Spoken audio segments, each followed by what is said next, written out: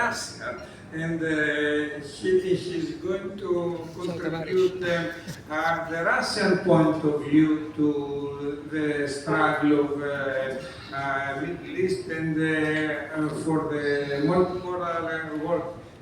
Sa'id Ghafurov is a scholar and is an intellectual, a Marxist intellectual in Russia, and today also represent his party, the Russian Communist Party, the Workers' Russian Communist Party. No. Okay. Said is going to give the title of the party. Said, you have the floor. Thank you very much, Comrade Chairman, ladies and gentlemen, dear friends, dear comrades. I mean, it's not a great honor for me to speak on this session normally, but it's also a great pleasure for me. For two reasons. The first one, because I really love the participants of this conference. And the second reason, I really love the Middle East. I mean, I love everything, starting from cuisine and ending with my students and my reminiscences of my examination of Arabic. No, but also starting from Tehran and ending, in matter testing, though matter is not really important. I have a certain problem because I was preparing to speak to you on economics. These organizers who made a great work on organizing, they said, no, economic is too boring, you must speak about changes in Russian politics and Putin and everything, because the people demand this. All right, I said, all right. And finally, Comrade Chairman, I mean, if you, with your kindest permission, I will speak here as a representative on behalf of the trade union, which is, we all have many social faces. Independent trade union, a new labor, which was founded in Russia and defends workers of different nations, including some of Middle Eastern nations, also migrant workers in Russia. So, all right, I must speak about recent changes in Russian politics. That is, maybe it is really interesting. It is an interesting coincide. Now there are two wars in the world, two anti-colonial wars. One is the war against the most archaic and barbaric form of colonialism in Palestine, where colonizers came, killed people, destroyed their lives, threw them away, and established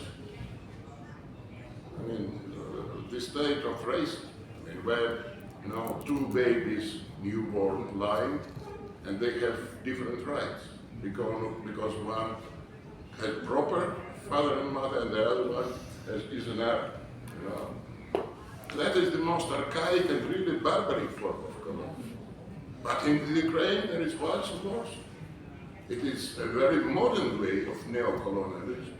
When you first make coup d'etat, burn the people, their position in the trade unions buildings, and then you say, we invite the Western capital to destroy our industry and to make us all. So two opposite forms of colonialism, but both are cruel, both fighting, both killing people. If the Palestinians or Donbass people, they're half of them Ukrainians, part of them Russians, but anyway. That is very important. So what happens in Russia now in its politics toward the Middle East?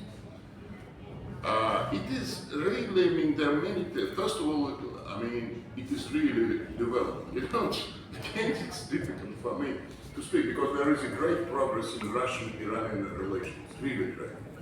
But I'm involved in the process and I know better about the problems which are natural, but I know. But generally speaking, the relations are developing in a very broad and fantastic way. And 3 months ago, approximately, there was a biggest change in the Russian politics on Palestine question. before this time, Russia always insisted, we need a just and fair solution for Palestinian issue, without any details. Just and fair solution, which is probably, I had always the feeling that's because the difference within the Palestinians and the Arabs and the Iranians on different issues. So they took common word, just and fair solution. But 3 months ago, and I was present in the Palestinian embassy in Moscow, Said Mikhail Leonidovich Bogdanov, deputy Minister of Foreign Affairs of Russia and special representative of President Putin on the Middle East and Africa, said no. Since now, Russia's official position is a two-state solution within the borders of 1967 and with Jerusalem as the capital of Palestinians. So now it is exactly. You know, many of you believe that Russia is horrible dictatorship and terrorism, and not really. And I am in the opposition, and I don't really want to criticize the government in public, but it's absolutely all right. And it is a really confusing thing. Dr. Ali Fayyad is a great diplomat. He talked quite a lot. His speech was fantastic. But let me please, with your kindness permission, to put the problem as we understand it. Because the problem is, if we support full liberation of Palestine from the river to the sea, or if we support two-state solution, which is oppositely different thing. And even within the Russian Friends of Palestine, Friends of Iran, I'm considered to be radical. All right? I mean, you know, when the Iranians say we don't need to have nuclear weapons, I say Iran has a right for nuclear weapons because everybody can have Iranian ambassador is Israeli. And he said, I'll say, it is a little bit too much. But even now, even the radicals within Friends of Palestine and Russia are a little bit confused and say, at this stage we should support two-state solution. I said, well, we can, and I mean, we have discussions on this. A lot of an important, and we don't have any ready solution. But I always say, there is in our life, there is no simple and correct solutions, as well as there are no correct and beautiful solutions. World is ugly, our life is ugly, solutions must be complicated, and we don't have it. So that is very important. Russia has changed its stance on Palestine, but I don't think it will change Russian politics, though I am in their position. Then there was a famous interview of President Putin, which was devoted to the problem of decolonization, or actually they made the difference, decolonization and struggle against neocolonialism, where he made some beautiful metaphors, like he called the world 500 years of colonialism era ball of vampires, you know, dancing of vampires. I mean, he said, now it is the end, and he used the words like bloodsuckers about colonialism. It was really strong. It is interesting that a year before, in March 2023, we had a new version of the official concept of Russian foreign policy, where struggling against neocolonialism is a very important part, but not that important that was in the Putin speech. So there are against changes. Russia is going to support anti-neocolonialism struggle. And not only in the Ukraine and the Palestine and Syria, in Iran, in Africa, which is getting more important now. But it means that there is changes. A year ago, it was an important element, but not dominating. In the Putin speech, it is, President Putin, it is really becoming a domination line for the Russian politics. Of course, many people believe that hope that Russia will take the same, to play the same role as the Soviet Union in bipolar world. But unfortunately, diplomacy is art of possible. I mean, possibilities of Russia are much less than possibilities of the former USSR. But that's bad news. Good news is that it wouldn't be a bipolar, it would be a multipolar world. And the Middle East, which I love, would be an important part of it.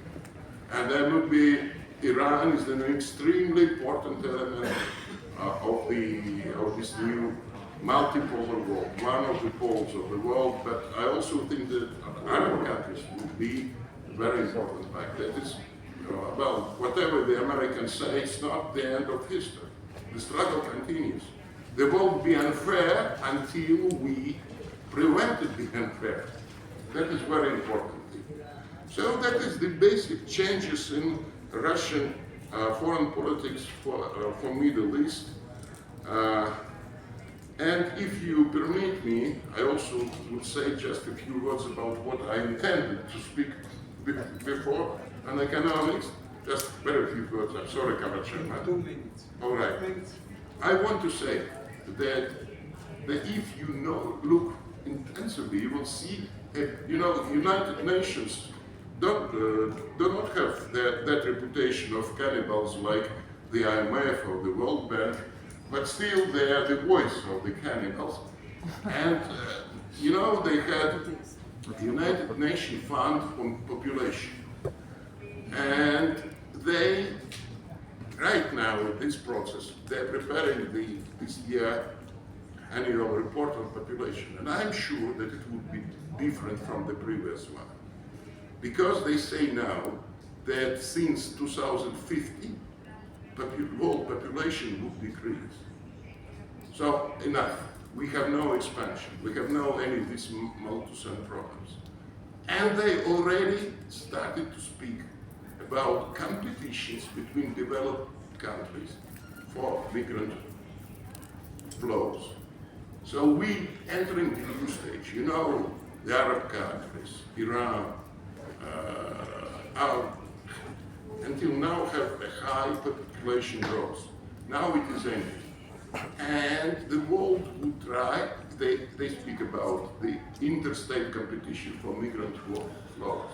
In other words, the best brains and working force and soldiers of European and American and maybe Russian situation is very bad in demography, would compete between themselves against for the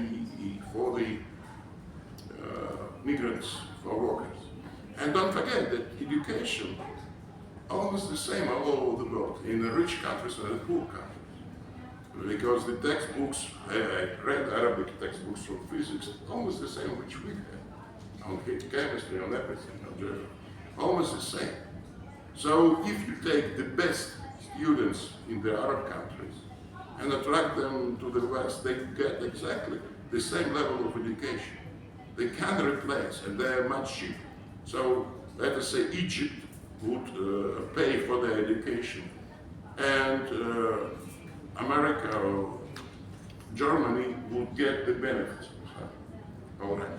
So I want you to think, and that was an interesting story. For 50 years, Iran is under all possible waves of sanctions, from the United States. Everything is forbidden, with the one notable exception.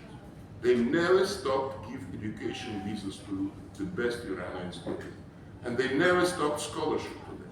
So it was almost war, nearly the war between Iran, but they continue to steal, I would say, best brains from Iran. Fortunately enough, not all Iranians, but we should train students, they young,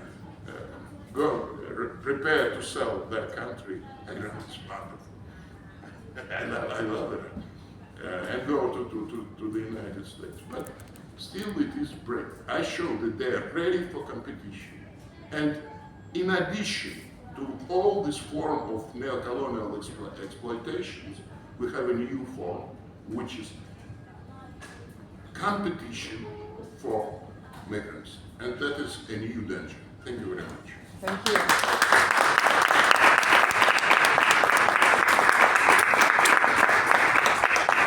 Let's stay